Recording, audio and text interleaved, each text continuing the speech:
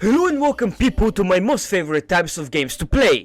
Games. In fact, today we're playing 2 at a time. I know I'm generous. It's not because they're short and one of them is a sequel. Plus, I have to get my money worth. That's a whole Bulgarian salary. It's tough out here. The first one is Kaiju Princess. Now, unlike the other games I have reviewed, this one doesn't have that much of gameplay. The gameplay is more like this. You get quotas to complete. These quotas can be completed through scaring the people by destruction. But don't destroy the towns, because it will take time for them to recover. There are percentages on the towns, and every time you attack, it goes up. Therefore, unlocking costumes for the princess, and with it you unlock new scenes. The scenes are stored in the diary. You can look at the images in the CG tab or go into Event tab and read the full process. There are modifiers in each city, like double money, points, loot, and one which decreases points. There are also items which can be bought from the shop to increase your points gained, and ones which improve your performance during the intercourse. But you need money, and money is gained through working or raiding cities. Just raid cities for money. Working is useless. You basically will get the same amount of money with the cost of the same energy and will reach the quota faster. AP is your energy. Working and raiding costs 2. You can clean your room for 1 energy. It is necessary if you want a mood boost. Mood is the princess's mood. Wow! I'll be fair, I don't know what it does. I only know that she says different lines the higher her mood is, and she is way hornier. Mood can be improved by talking with her, feeding her, and doing these interactions. As well, with that you improve your relationship score, which you don't have. With more relationship score, you get to do more interactions to her, and she gets more comfortable with you. And well, fantasies come true. Now the sex gameplay. You have 4 parts with which you can interact with: the V, the clit, the mouth, and the melons. At the start you have only your hands, your cuckoo, and your mouth. You can take the Kaiju Princess's clothes off if you want to use the cuckoo on the V. The cuckoo can be used with the V and the melons. It improves C pleasure, V pleasure, and B pleasure. With your hands you can interact with the V, cli, and the melons. It improves these areas. With the tongue you can with everything. That's the basics. Later on you can unlock more equipment, but that's for later. You have Xao stamina and your energy, which decreases with interactions. You as well have stamina, which is basically how many times you can release the substances. And the ejaculation meter, which is how close you are. There are pleasure levels for each part, which will make her orgasm when you level them up, multiplying your XP gain and your rewards after the event. There is also lube and disgust, which modify your XP gain. Lube increases, disgust decreases. You can gain achievements which increase your stamina and levels of the parts. And my humble viewers, there is strategy which needs to be used. May sound crazy, but listen carefully. When you progress through the story, you unlock the promise function, which prevents her from dissatisfaction, so that you can both come together in harmony. That way you can get the other achievements. That's where your items come to help. You can buy 2 items which can help you: the love egg and the machine that vibrates. Use the egg on the melons and the vibrating machine on the cli. Then your hand on deep mode on the V, and then mouth with hers. Then reach the pleasure levels to 5, which is the max. Turn on promise, then use the cuckoo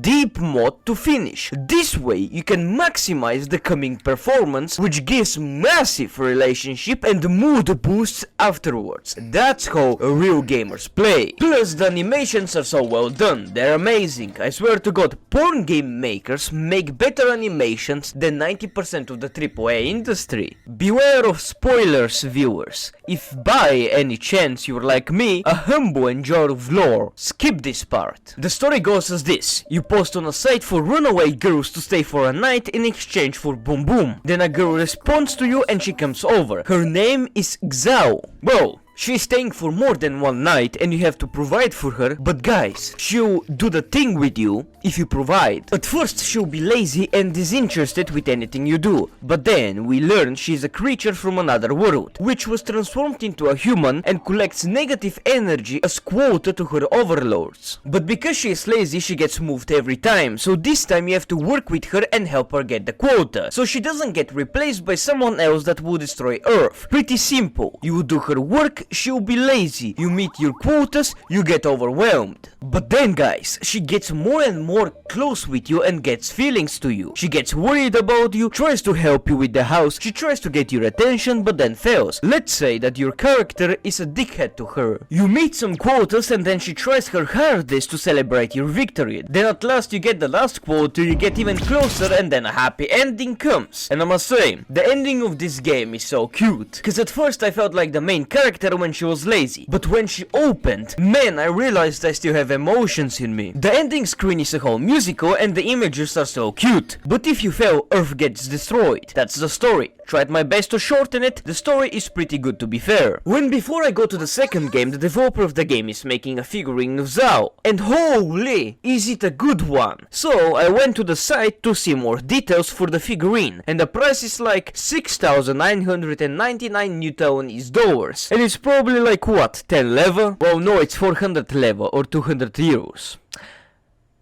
I am poor.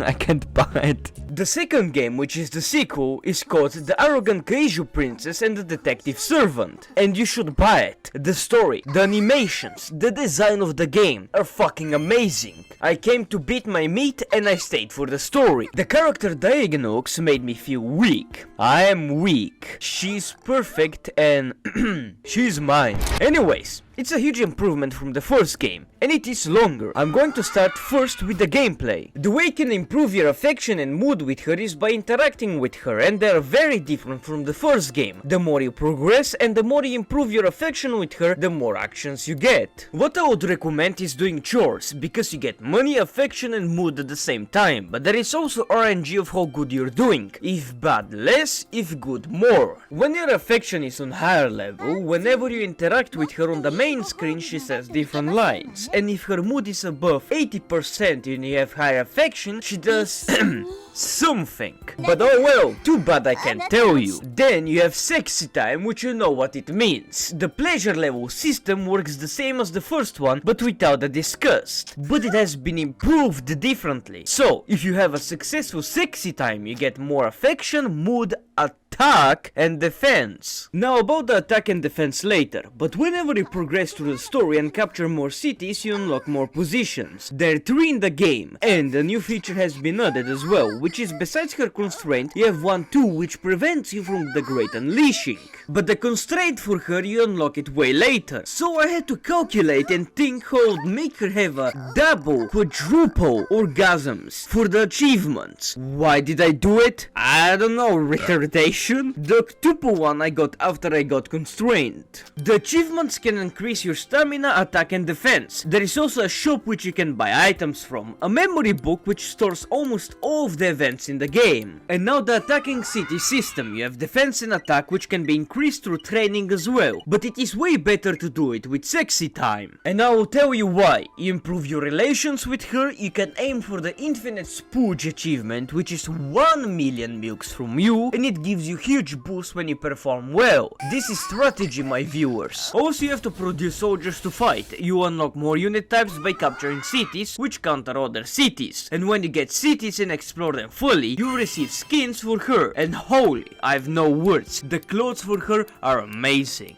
With each clothing you unlock, you get a sexy scene after that. That's the whole gameplay for you. Now the story. I will say this is the best story I've ever seen. It's brilliantly voice acted, the developer did the best. I will explain it shortly. If you wish to see it, buy the game. So you're a human, which has been kidnapped and sold to a Kaiju Princess. You're her servant, they call her the Celestial Tyrant. She thinks high for herself, but she's kind to you. She makes you write a whole book of the human slows. And well, you made it to your advantage, and it's called the Earthlink Breeding Manual, where if you want to show loyalty and show dominance is through having sexy time. Then she trains you and gives you to control a Kaiju yourself. You teach her Earth culture, which gets her interested. But one thing, your character is a fucking troll. Throughout the whole story, your character trolls Diagonaux, and some of the lines you say are hilarious. Your secondary task is to capture the whole planet, but city by city, because her way of capturing a planet is through destroying the whole planet. But your first priority is her. Your first quota is to capture 3 cities and meet the first faction goal. Your first city is the mercenary ninja village, which is on the brink of bankruptcy, but because you're a good guy, you don't kill any of the opposing soldiers. And when you capture the town to assert dominance and establish your regime, you have to fuck the leader. Her name is Hannah. After that, she becomes your most loyal subject. Then the second town is the Trade and Travel Autonomous Zone, which is ruled by a council of politicians. When you attack the Trade and Travel, the council appoints Helena as the temporary leader of the city during the siege. The sole reason for that is, when they fail, they can blame it on her and get rid of her, because she wants to fund the military. But unfortunately for them, when you win, you appoint her to be the current ruler of the city and for the other politicians to be beneath her. Then you fuck her while she is drunk. Then the third town is Gourmet City, which is the richest place in the area. Their leader, who is the city's idol, is a crazy bitch called Aika. She has a problem with the elves, and for that you go and conquer their place, which is the fourth place, the Divine Woods. You capture it, and their leader, Iris, doesn't like you at first. She has to do a ceremony, but it takes her too long. So you go and check on her, and you see that she has overdosed on some sus mushrooms. Then you help her by doing the thingy. She mad about that. Then you ask her what's her problem with Gourmet City. She tells you that their crazy bitch leader traffics elves to the Dark Elves, which Diagnooks calls MILFs, and her whole business is run by trafficking.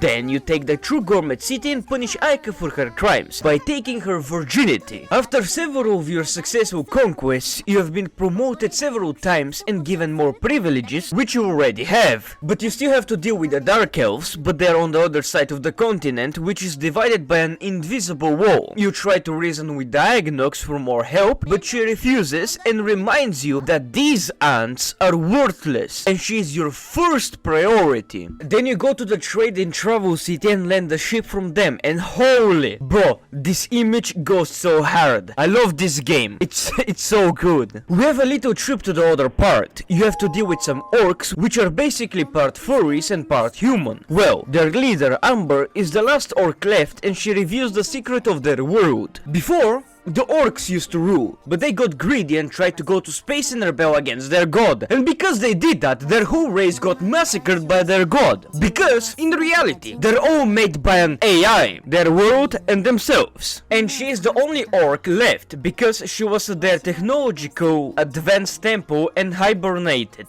And a new race appeared, the Dark Elves, which stole their technology and dominated the world. And now, you need to stop them because this is a cycle that repeats. When a race is too weak or rebels, the world gets annihilated over and over. You go to the Dark Elven city, Everbright, and well, Dark Elves capture men to use them and torture them for their pleasure, and their leader, Flora, is just cynical. She thinks she's the god's chosen. She kills inferior men and drinks cum. But when you defeat her, it's like a cool written scene, and this time, to assert dominance, you don't do the thing with her, but you humiliate her in public.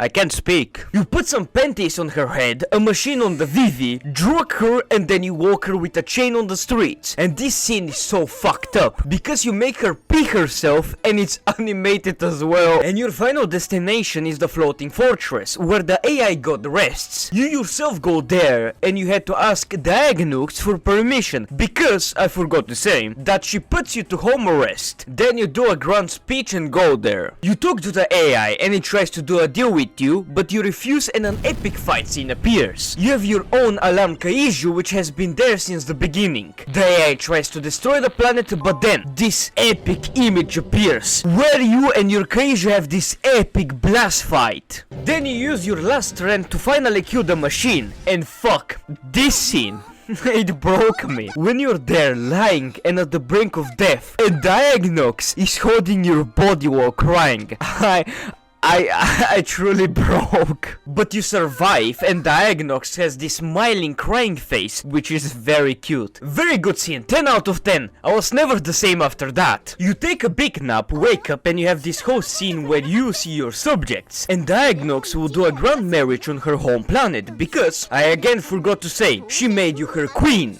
and she's the king. I was confused, but it's pretty funny. And this is the whole story. There is as well one scene, which when you fail to capture the fortress, actress, you have to leave the planet to its doom, and Diagnox just hugs you to comfort you. And like the first game, after you finish this one, a musical scene plays, which is top tier. I love this game. 10 out of 10, you should buy it. But finish the first one first, then buy this one, for lore purposes. Amazing game, left me empty after the ending. Best one I've played so far, and Diagnox is fucking hot. And yes, I am simping for her. Anyways, I hope you enjoyed the video. I've been playing this game called Cookie Run Kingdom. It's a pretty fun game to rot on your chair. I found the game from a very handsome bald man. Anyways. Oh shit, oh fuck!